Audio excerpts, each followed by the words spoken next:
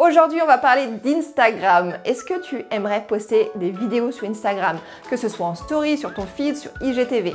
Mais tu te poses peut-être plein de questions, par exemple, comment ça se passe au niveau du format, au niveau de la durée des vidéos? Ou encore, est-ce que j'ai le droit de poster des vidéos sur Instagram via mon ordinateur? Ou tout est uniquement via mon téléphone? Enfin bref, comment ça marche? Pour répondre à toutes ces questions, j'ai une invitée surprise. Elle s'appelle Aline de The Bee Boost. Aline, elle est coach business, c'est un rayon de soleil et elle utilise Instagram comme levier pour développer son business. Elle partage donc beaucoup de vidéos chaque semaine sur Instagram et je lui ai posé plein de questions. Tu verras qu'elle va même nous partager son écran pour que cette vidéo soit vraiment pratico-pratique. On se retrouve dans un instant pour en discuter et pour qu'elle nous donne tous ses trucs et astuces. A tout de suite. Pour les meilleurs conseils en communication orale, en vidéo et en public ainsi qu'en stratégie vidéo, abonne-toi à ma chaîne YouTube et clique sur la cloche pour être notifié à chaque nouvelle vidéo. Mon invitée Aline est donc business coach pour les entrepreneurs et elle a une communauté de près de 13 000 abonnés sur Instagram.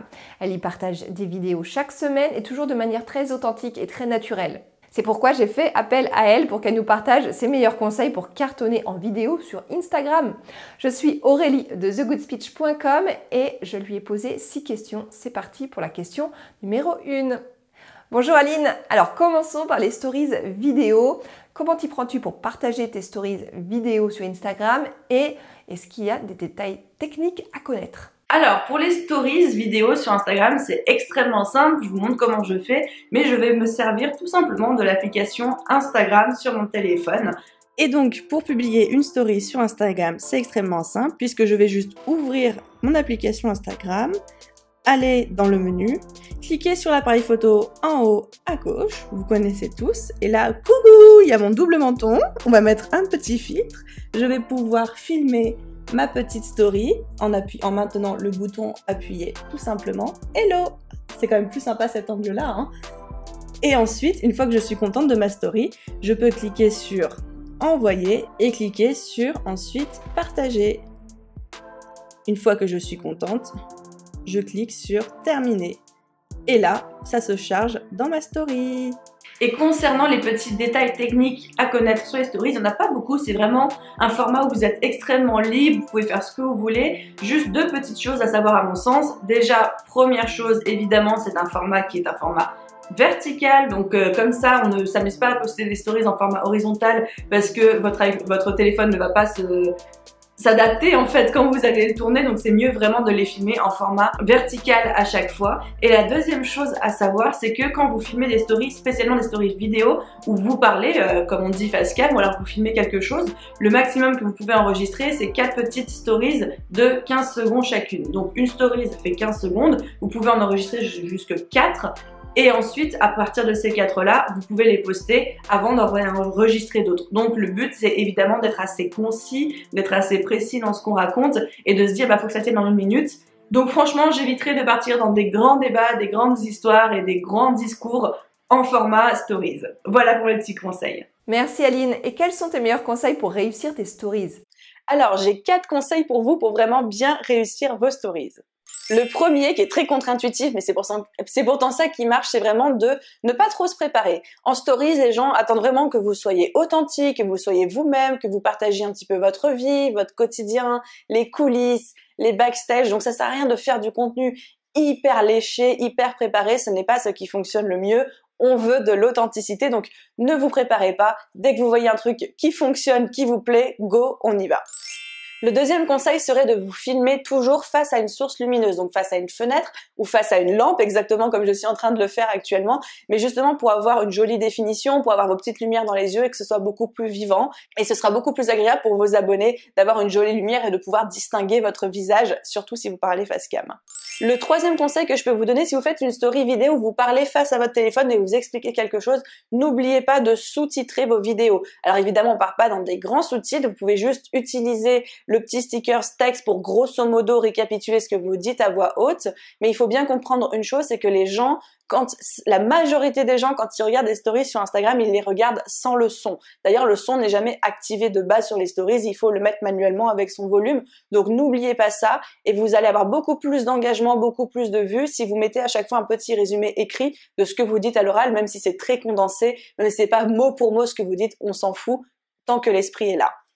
Et mon quatrième et dernier conseil pour vous, ce serait de ne pas hésiter à utiliser les stickers d'engagement. On a plein de stickers avec des questions-réponses, des sondages, des oui-non, des petits trucs où on peut slider et tout. C'est vraiment ça qui va aider à créer de l'engagement, à ce que vos abonnés interagissent avec vos stories. Instagram adore ça, l'algorithme adore ça. Vous, ça vous permet de créer du lien aussi avec votre audience. Donc, on n'hésite pas à en user et en abuser. C'est hyper ludique, hyper fun et tout le monde adore ça. Passons maintenant aux vidéos IGTV. Aline, comment t'y prends-tu pour partager tes vidéos IGTV avec en plus partage sur ton feed? Et quels sont les détails techniques à connaître? Alors, pour partager une IGTV, il faut d'abord savoir qu'à la différence des stories, une IGTV, elle doit être prête à la vente. Donc, c'est une vidéo que vous avez déjà filmée en amont et que vous allez partager sur Instagram. Pour ça, vous avez deux manières de procéder. La première, c'est de passer par l'application Instagram en elle-même, en natif sur votre téléphone.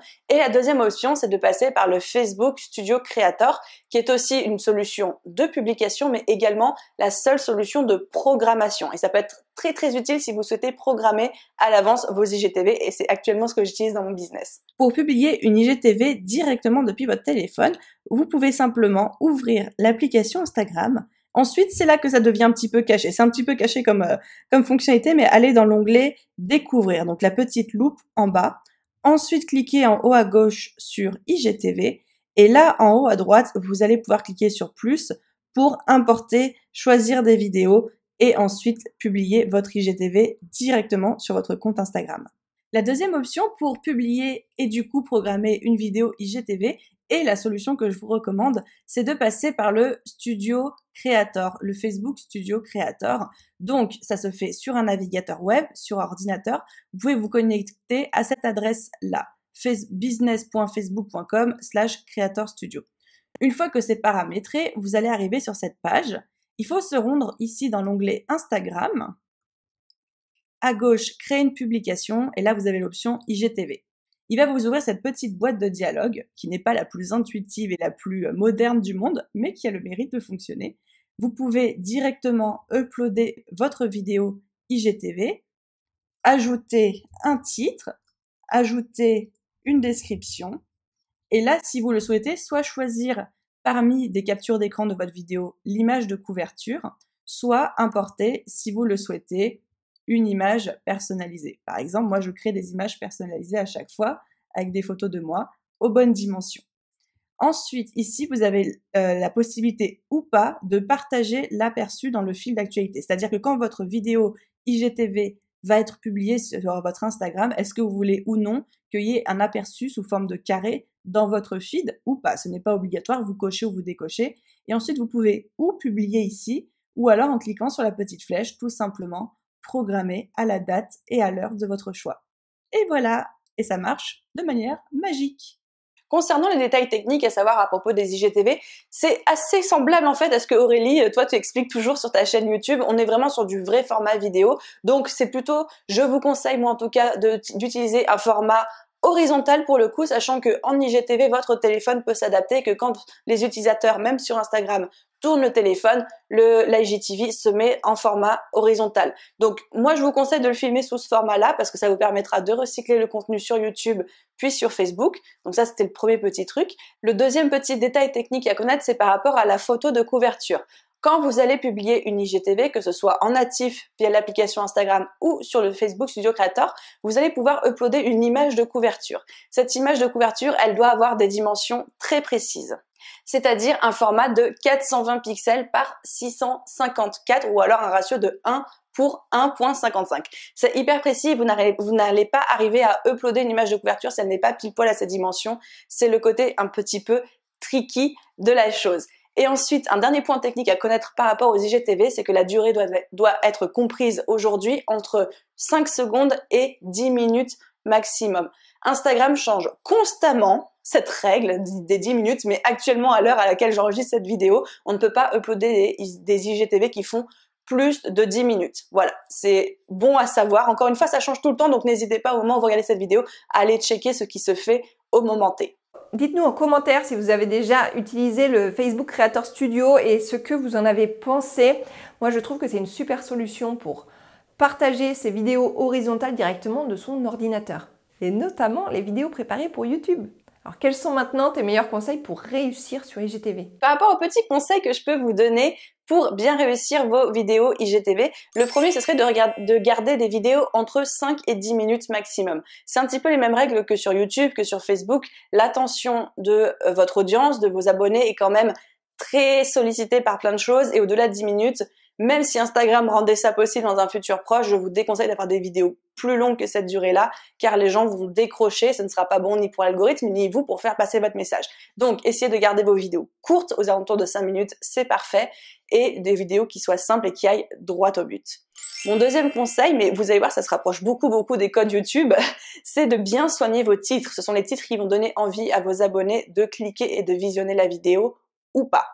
Et le troisième conseil que je peux vous donner, c'est de créer une espèce de petit rendez-vous d'une série. Ne vous mettez pas à faire des IGTV comme ça, à droite, à gauche, etc. Mais si vous arrivez à le faire avec régularité, autour d'une thématique, ou autour d'un message particulier, un petit peu comme une série Netflix où on se connecte tous les lundis ou tous les jeudis pour voir la sortie du nouvel épisode, faites en sorte que les gens aient envie de venir voir sur votre compte Instagram la sortie de votre nouvelle IGTV. Donc, n'hésitez pas à créer un petit concept, une petite série ou quelque chose, genre l'interview du mardi ou le mantra du jeudi. Enfin voilà, c'est quelque chose que je vois beaucoup se faire en ce moment. Je trouve ça excellent. Donc, n'hésitez pas à piocher l'idée pour votre propre chaîne IGTV. Merci Aline. Passons maintenant aux résultats. Est-ce que tu as plus de vues, d'interactions sur IGTV, sur ton feed ou en stories? Alors actuellement, moi j'ai plus d'interactions sur mes stories parce que j'utilise, comme je disais, beaucoup les petits stickers, etc. Les gens répondent, c'est d'ailleurs très simple d'interagir avec la personne. Alors que sur les IGTV, franchement, c'est beaucoup plus compliqué de laisser un commentaire parce que c'est pas, on est obligé de cliquer sur la description pour ensuite pouvoir accéder aux commentaires et laisser le sien. C'est pas le truc le plus intuitif du monde.